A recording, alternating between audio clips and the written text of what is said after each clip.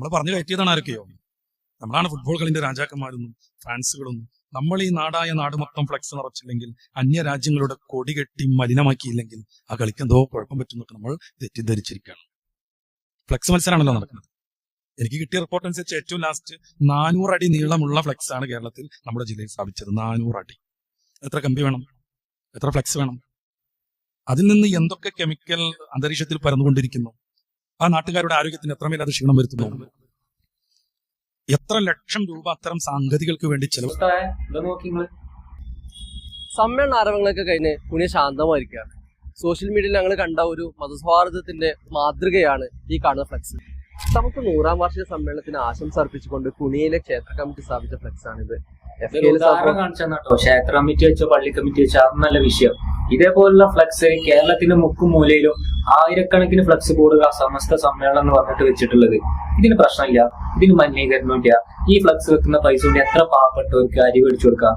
പോട്ടെ, കഴിഞ്ഞ ഇലക്ഷനിൽ UDF, മുസ്ലിം ലീഗ്, കോൺഗ്രസ്, LDF, BJP എന്ന് പറഞ്ഞിട്ട് കേരളത്തിന്റെ മുക്കും മൂലയിലും ആയിരക്കണക്കിന് ഫ്ലെക്സുകളാണ് അടിച്ചുകൂട്ടി വെച്ചിട്ടുള്ളത്. ഒരു മലിനീകരണമില്ല, ഒരു പ്രശ്നമില്ല, ആർക്കും ഒരു പരാതിയില്ല. നമ്മളെ പാർട്ടിയല്ല അത് വിമർശിക്കാൻ പറ്റില്ല. എന്തിന്? വെറും ഒരു മാസത്തിന് വേണ്ടിയിട്ട്. അത് കഴിഞ്ഞാൽ എന്താ ഫ്ലെക്സ് കൊണ്ട് ഉപകാരമുള്ളത്? ഇപ്പൊ നമ്മളെ ഫുട്ബോൾ ഫാൻസ് ഒരു ഫ്ലെക്സ് വെച്ച് കഴിഞ്ഞാൽ അത് വലിയ പ്രശ്നമാണ്. ഫിഫ വേൾഡ് കപ്പാണ് ഇപ്പോൾ നടക്കുന്നത്. കേരളത്തിൽ വെല്ലുവിളിക്കുകയാണ്. ഓരോരോ ജില്ലക്കാരും ഫ്ലെക്സും കട്ടൗട്ടടിയിൽ ഉയരം കൂട്ടാൻ വെല്ലുവിളിക്കുകയാണ്. എടാ, നിങ്ങളോട് എനിക്ക് പറയാനുള്ളത്, നിങ്ങൾ ഫ്ലെക്സ് വെച്ചോ കട്ടൗട്ട് വെച്ചോ വെക്കാതിരിക്കോ അതൊന്നും പ്രശ്നമല്ല. കാരണം ഈ ഫ്ലെക്സും കട്ടൗട്ടിനുള്ള ചെലവിടുന്ന ആ പൈസ കൊണ്ട് നിങ്ങൾ ഒരു പാവപ്പെട്ടവരെ സഹായിച്ചാൽ അള്ളാഹു പ്രതിഫലം തരും. നമ്മുടെ നാട്ടിൽ തന്നെ ഒരുപാട് ഒരു നേരത്തെ ഭക്ഷണം കഴിക്കാൻ പൈസ ഇല്ലാത്തവരുണ്ട്. ഒരു നല്ലൊരു പുതിയ വസ്ത്രം വാങ്ങാനുള്ള പൈസ ഇല്ല. അങ്ങനത്തൊക്കെ മനുഷ്യരിക്കും. നമ്മൾ ഏതോ ഒരു രാജ്യത്തേക്ക് സപ്പോർട്ട് കൊടുത്തുകൊണ്ട് അവർ ഫോട്ടോ വെച്ച് നമ്മളിവിടെ ഒരുപാട് ചെലവിട്ടുകൊണ്ട് എന്തിനാ ഫ്ലെക്സ് ഒക്കെ വെക്കുന്നത്? ഇവൻ പറഞ്ഞ ചോദ്യം വളരെ പ്രസക്ത. ഏതോ ഒരു രാജ്യത്തുള്ള ഏതോ ആൾക്കാർക്ക് വേണ്ടിയിട്ട് എന്തിനാണ് ഇവിടെ ഫ്ലെക്സ് വെക്കുന്നത്? ഉത്തരം എന്നുള്ളത് അറിയോ? ഇവിടെ ആൾക്കാർ തമ്മിൽ തല്ലാതെ, അടി കൂടാതെ, മതത്തിന്റെ പേരും പറഞ്ഞ് തമ്മിൽ തല്ലാതെ ഒരുമിച്ച് നിൽക്കുന്നുണ്ടെങ്കിൽ അതിന് കാരണക്കാര് ഈ ഫുട്ബോൾ ഈ കാൽപന്ത് കളിയാണ്. അത് ഈ പറഞ്ഞ തലകെട്ടിയാൾ മനസ്സിലാക്കുക. പിന്നെ പോർച്ചുഗൽ ഫാൻസ് ആയാലും, ബ്രസീൽ ഫാൻസ് ആയാലും, അർജന്റീന ഫാൻസ് ആയാലും കേരളത്തിൽ അത്യാവശ്യം നല്ല രീതിയിൽ ചാരിറ്റിയും ഭക്ഷണം ഇല്ലാത്തവർക്ക് ഭക്ഷണം ആരൊക്കെ മേടിച്ചു കൊടുക്കുന്നുണ്ട്. മനസ്സിലായില്ലേ? പിന്നെ സുന്നി, മുജാഹിദ്, APEK തുടങ്ങി Congress, league, UDF, LDF, BJP തുടങ്ങി കേരളത്തിൽ ഏതൊക്കെ പാർട്ടികളുണ്ട്, ഓരോ പാർട്ടികളുടെ പരിപാടികൾ വരുമ്പോ എല്ലാവരും കേരളത്തിന്റെ മുക്കും മൂലയിലും ഫ്ലെക്സ് വെച്ചിട്ട് തന്നെയാണ് പരിപാടി നടത്തല്. അതിൽ ആരും കോംപ്രമൈസ് വരുത്തില്ല. അങ്ങനെയുള്ള എല്ലാവരും പറയട്ടെ, ഇനി മുതൽ ഞങ്ങളെ സമ്മേളനങ്ങളിൽ എല്ലാ പാർട്ടിക്കാർക്കും ആരും മോശമൊന്നുമില്ല.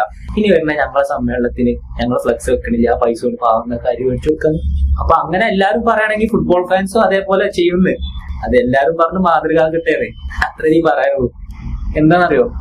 കേരളത്തിലെ ഇന്ന് ഈ ജാതി മതം തമ്മിൽ തല്ലുന്ന ഈ ഒരു കാലഘട്ടത്തില് എല്ലാ ജാതിക്കാരും മതക്കാരും എല്ലാ പൊളിറ്റിക്കൽ പാർട്ടിയിൽപ്പെട്ട ആൾക്കാരും ഒരു ഫുട്ബോൾ എന്നുള്ള കുടക്കീഴിൽ അണിനിരക്കുന്ന ഒരു മഹോത്സവമാണിത്. ഇത് ആഘോഷിക്കാൻ വേണം. അല്ലാതെ അപ്പുറത്ത് ജാതി മതവും പറഞ്ഞാണ് തല്ലുകൊടുന്ന ഈ ഒരു കാലഘട്ടത്തിൽ ഇത് അനിവാര്യമാണ്. ഈ ഫ്ലെക്സ് വെക്കൽ അനിവാര്യമാണ്. ഇത് പൈസ ചെലവാക്കുന്നതല്ല. ഇത് ഒരാൾ ചിലപ്പോൾ 200-300 ഒക്കെ ആയിട്ടുണ്ടാവുള്ളൂ. 5 കൊല്ലം കൂടുമ്പോ ഒരു വെട്ടല്ലേ ഈ ഫുട്ബോൾ എന്നുള്ള ഈ ഒരു കായിക ഇടം ഇവിടെ ഉണ്ടായതുകൊണ്ടാണ് എല്ലാ സൗഹൃദങ്ങളും ഇവിടെ നിലനിൽക്കുന്നത്. എല്ലാ മതക്കാരും ജാതിക്കാരും എല്ലാ പാർട്ടിക്കാരും ഒരുമിച്ച് അണിനിരക്കുമ്പോഴാണ് ഇന്നത്തെ വർഗീയതക്കെതിരെ പൊരുതാനുള്ള ഒരു മത്സരം കൂടിയാണ് ഫുട്ബോള്. അത് നിങ്ങൾ ആലോചിക്കണം. അല്ലാതെ ഏതിനും കണ്ണടച്ചിട്ട് എതിർത്തിട്ട് കാര്യമില്ല. ഫ്ലെക്സ് ഒക്കെ എല്ലാ മതസംഘടനയും വെക്കുന്നുണ്ട്. എല്ലാ APEK, സുന്നി, മുജാഹിദ് തുടങ്ങിയിട്ടുള്ള എല്ലാരും വെക്കുന്നുണ്ട്. ഓരോ സമ്മേളനം വരുമ്പോ കേരളത്തിന്റെ മുക്കും മൂലയിലും വെക്കുന്നുണ്ട്. ആരും ഇതിലും മോശക്കാരുമില്ല. അപ്പൊ ഫുട്ബോൾ വരുമ്പോ ഫുട്ബോൾ ആരാധകര് എല്ലാതും മറന്ന് മനുഷ്യന്മാർ ഒരുമിക്കുന്ന ഈ ഒരു കായികത്തിന് ഓരോ സന്തോഷത്തിന് വെക്കല്ലേ. 5 കൊല്ലം കൂടുമ്പോ ഒരു മാസല്ലേ. നിങ്ങൾ ക്ഷമിക്കുന്നത്. എല്ലാരും അവനാന്റെ കാര്യം വരുമ്പോ ഫ്ലക്സും നോട്ടീസും ലക്ഷക്കണക്കിന് റുപ്യന്റെ സ്റ്റേജും ലക്ഷക്കണക്കിന് റുപ്യന്റെ പന്തലും എല്ലാവരും ഉണ്ട്. അത് സ്വന്തം കാര്യം വരുമ്പോ മറ്റുള്ള കാര്യം വരുമ്പോ എത്ര ഉപദേശിക്കാം ലോകം. അത് ഉസ്താദിനോടുള്ള എല്ലാ റെസ്പെക്റ്റോടും പറയാണ്.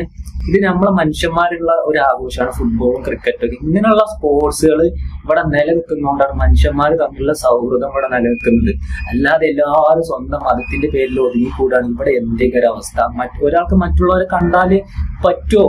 ഒരു ദേഷ്യമില്ലായിരിക്കും. അങ്ങനത്തെ ഒരു അവസ്ഥയിലേക്ക് കേരളം നീങ്ങുന്നുണ്ട്. ഇല്ല എന്ന് പറഞ്ഞിട്ട് കാര്യമില്ല. മതത്തിന്റെ പേരില് അടിഞ്ഞുകൂടുന്ന ഒരു സാഹചര്യത്തിലേക്ക് കടന്നു പോകുന്ന ഈ ഒരു കാലഘട്ടത്തില് ഫുട്ബോൾ പോലുള്ള മത്സരങ്ങളും അതിന്റെ ആഘോഷങ്ങളും ഫ്ലക്സും ഒരു ഐക്യപ്പെടലും കൂടിയാണ്. അതും കൂടി ഈ ഒരു അവസരത്തിൽ പറയാതിരിക്കാൻ നിർവാഹമില്ല. അതുകൊണ്ട് എന്തിനും ഏതിനും കണ്ണടിച്ച് എതിർക്കാതെ ഈ ഫുട്ബോൾ എന്നുള്ളൊരു വെറും ഒരു കായികമൊന്നല്ല, എല്ലാവരും കേരളത്തിലെ എല്ലാ മനുഷ്യന്മാരും ഒരുമിച്ച് കൂടുന്ന ഒരു ആഘോഷം തന്നെയാണ് ഫുട്ബോൾ. അത് 5 കൊല്ലം കൂടുമ്പോൾ വരാണ്. എത്ര അടി ഫ്ലക്സ് വെച്ച് കഴിഞ്ഞാൽ അത് ഒരു വട്ടല്ലേ